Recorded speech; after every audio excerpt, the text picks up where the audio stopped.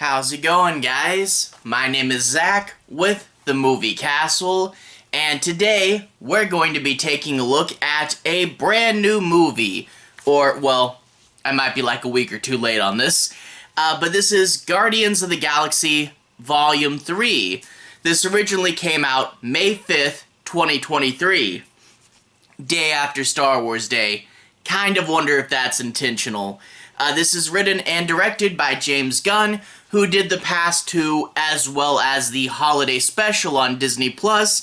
Definitely go check out the holiday special if you haven't. That one was pretty fun.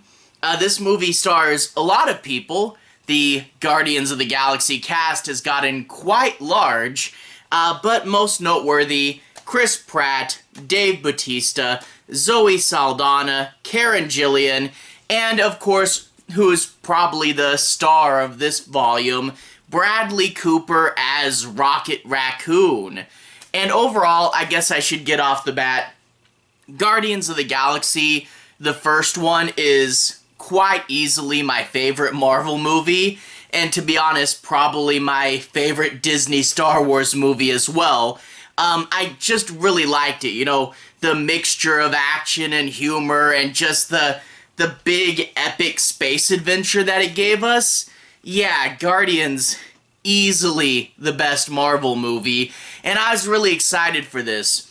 They said it's gonna be the last one. Of course, I don't really trust when movie studios say that anymore, but it's the end of the original trilogy, and, you know, I really was looking forward to that. And I do want to say, I overall really did like it. You know, there's some ups and downs, and part one is still my favorite, but overall, this movie was big, emotional, and actually kind of dark. We know James Gunn has horror roots, and with The Suicide Squad, very underrated, go check it out, The Suicide Squad and Peacemaker, he showed us a more R-rated side of himself. This one, it's not R-rated, but it definitely is pushing PG-13, and they do take advantage of the fact that a lot of their characters are aliens or cyborgs and have advanced healing technology, so we can beat them up a little bit more. And there's a few moments that really push it, also with Rocket's dark origin story, which, you know, we knew the gist of it, that he was experimented on, but boy, you will cry at this. This is a very dark, gripping, and emotional story, and, you know, it's a story about little CGI test animals, and they're, you know, these cute little CGI animals, and they will tug at your heartstrings, let me tell you that. Rocket is obviously the emotional core of this movie. Bradley Cooper does a great job, and that plot is definitely one of the biggest strengths. I did say big as well as one of the core adjectives. The action sequence stuff is really cool and epic, as you would expect. There's a lot of cool stuff, especially there's a gag towards the end of this movie that they do with Nowhere itself, and that was just phenomenon. There's some really great action sequences and tons of cool characters, to the point where there's as many characters in here as an Avengers movie, if not more, and we get to see some of the side characters like, you know, Howard the Duck or Kraglin or Cosmo the Space Dog, and I really do like seeing those. But I guess I should mention, by this point in the series, I kind of regret that this wasn't a TV show. There's so much going on here, so many great side characters, and so many plot points that I'm like, man, this is a 2.5 hour movie, but I could totally watch this for 6+ hours. I really wish Guardians was TV instead now. I know that they gave them a cartoon show. Tell me if that's any good. I haven't watched it yet. But anyway, in regards to it being big, I guess that is kind of some of the flaws, because there are interesting ideas in here that don't necessarily get as much screen time as they should. Everybody will, of course, mention Adam Warlock, who is a good acted part. I'm not familiar with him in the comics, so I don't know how similar he is to his comic book counterpart, but I thought he was a fun character, and he does go through a full arc of learning, who he is and who he wants to be. But that being said, he is a very pop-up and go-away character, so he'll be in the movie a little bit, and then he'll be gone for a long time, then he'll come back again, and he's definitely something that could have used more screen time. Also, in the beginning of this movie, Peter is depressed because his version of Gamora died, and we get to see him struggling with alcoholism.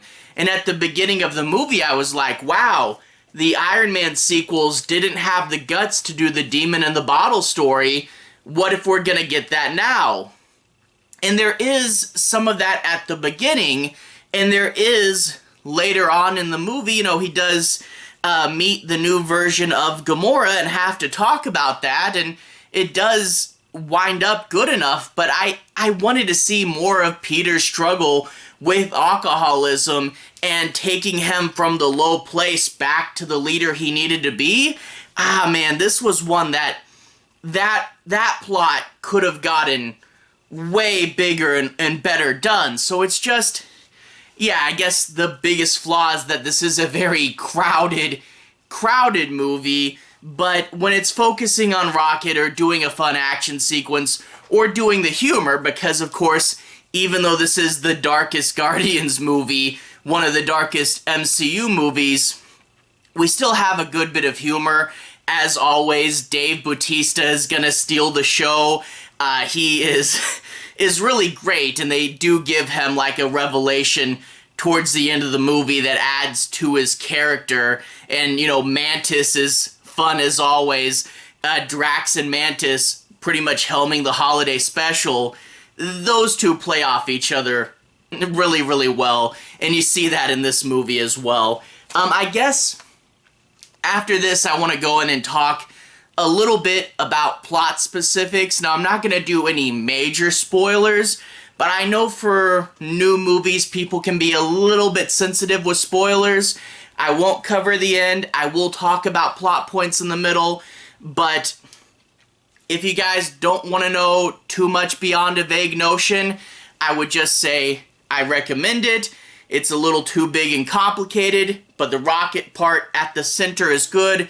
Great humor and action as always. Recommend it. Go check it out. All that being said, let's dig in just a little deeper to the plot. We open up, as I said, Peter is drunk because his version of Gamora is gone. Gamora does exist in this universe, but it is her from before the Guardians of the Galaxy movies in another timeline. So it is very much a different version of her. The version we knew is 100% dead, and he is sad about that. And we get the inciting incident, Rocket Raccoon. We actually get a very beautiful montage of him with this song in the background, wandering around nowhere, and then he starts to sing it, and you get the idea that, oh, it's on the radio, and he's there relating to the music, which I found is really good that, Rocket has kind of become, obsessed with Earth music, not in a comical way, but just to see him just get into this stuff is interesting. But he's going through nowhere when he's attacked by Adam Warlock, and the Guardians have to fight him off, and they will eventually get him to leave, but it's a dangerous battle that leaves lots of them significantly injured. They do have sci-fi space technology to heal them, but you do get, Groot getting beat up pretty bad. Nova gets beat up a lot in this movie, but she's a cyborg and just kind of pops back in place. But like I said, we're bordering right on that R-rated line, and personally, I really do like that. We've had, for so long, the ratings board become such absolute wusses that basically G through PG-13 has become one rating with various shades, and it's basically the rating system for so long has been R and not R, that I am glad that we are starting to see PG-13 have its own definition. This is not quite R movies. That's what they should be, but for so long, they've not had that. And I think they get away with it again because they are aliens and cyborgs. The ratings board will let them push it. So I was really glad to see them just helping PG-13 get its feet back, you know? But anyway, after this big battle, we do get scenes like Peter having to quickly sober up and realize, like, he needs to be there for his team. I really wish we got more of this, because you do see Chris Pratt just, you know, kind of stunned and realizing, oh man, I messed up. You could have gotten a lot more out of this story, but whatever. The thing he's most upset about is Rocket Raccoon is mortally wounded. He's not dead, but he's going to die if they don't help him. And unfortunately, they can't help him because his cybernetic software has a lock on it. And they need a password to get inside of it, a passcode. So they have to track down Rocket's origins, find where his parts are made, track that back to who made him. And Rocket, because of all the trauma, has blocked all this off. So he's not told anyone his backstory, which means they have to figure it out and go from planet to planet and do some fun action sequences. You know, like the planet where a lot of his parts are made, that's a mix between technology and organic stuff, so it's a really interesting design for that planet as well. Lots of crazy, weird space concepts in here. Definitely do like that. And again, fun big action sequences with a ton of characters and the Guardians playing off each other. Everyone, of course, always mentions the hallway sequence from this movie. That's really good. I also, again, like the spaceship part of the end fight scene, which I don't want to spoil, but there's a really good bit in there that I really like as well. And I do kind of wish when we got to the final battle with the main big bad boss, it was a little more, like, it had a good sequence, but I kind of wish it was more of a slug out. But overall, the action is good. But what's really driving the heart of this movie is Rocket's backstory. We see him be created as a little baby and go into a pen, and he has other animals in the adjacent pens, you know, a weird little robot spider bunny, an otter lady, and a big walrus, and we get to see them talk and understand who they are. They're being experimented on by the High Evolutionary, who is kind of a comic book version of Frankenstein, and get to see them, you know, talk about, you know, who they are, and, you know, the High Evolutionary wants to make his own utopia of perfect creatures, and they kind of have this light at the end of the tunnel, and it is this really super sad and depressing backstory. And, you know, you got in Guardians 1 where he said he was experimented on and he has trauma, and that was good for Guardians 1 because you didn't need to tell everything about every character, but this is the key difference between telling and showing, because, you know, he says it in 1 and you're like, okay, I get that that's a good backstory, but man, to actually see it in this character, the High Evolutionary, you know, he doesn't have the coolest, like, costume or something. I kind of miss the days of big, over-the-top, goofy comic book costumes, but despite, you know, not having a super interesting costume, you do really, really hate this guy more than you hate almost all the other comic book villains in the MCU, just because of how much of a self-centered, maniacal jerk this guy is, where anything that gets in the way of his vision, or anything it's like, hey, I need to experiment here on you, I don't care about you, because it's my experiments, he is an evil, evil jerk, and you're just wanting to see him go down. So bad. It is the touch there. And I can't help but wonder, you know, a villain that is self-centered and idealistic. Both James Gunn and Chris Pratt have had problems with Twitter recently. Can't help but wonder if James Gunn kind of doing a metaphor here. I don't know. But overall, the rocket stuff is the heart of the movie. The rest is fun, but again, a little bit too big sometimes. And yeah, I still like part 1 first, but overall, I thought this was a really fun movie. I can definitely recommend it. It is a good climax. It was a little weird that, you know, this movie's mostly about Rocket, but because he's unconscious most of the movie, you don't have too much with present Rocket, so it is kind of weird to have a story about a character that's not in the main section of the movie. I don't know, it worked. But a fun story. I kind of wish that this was part 2 instead of part 3, because I think the thing with Ego is bigger and would have made a better finale. I don't know, but I still really do like it. They say it's the last one.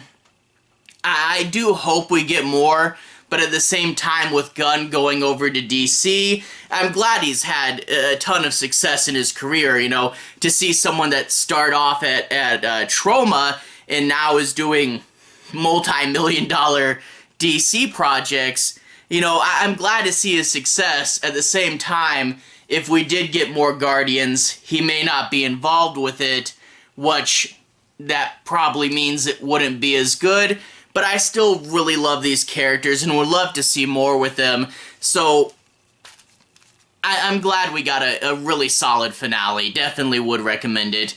Anyway, to everyone who's watched so far, thank you for watching. To everyone who's liked and subscribed, thank you. You really are helping the channel out. I'll leave a relevant playlist on the bottom. This should be my 2023 movies playlist.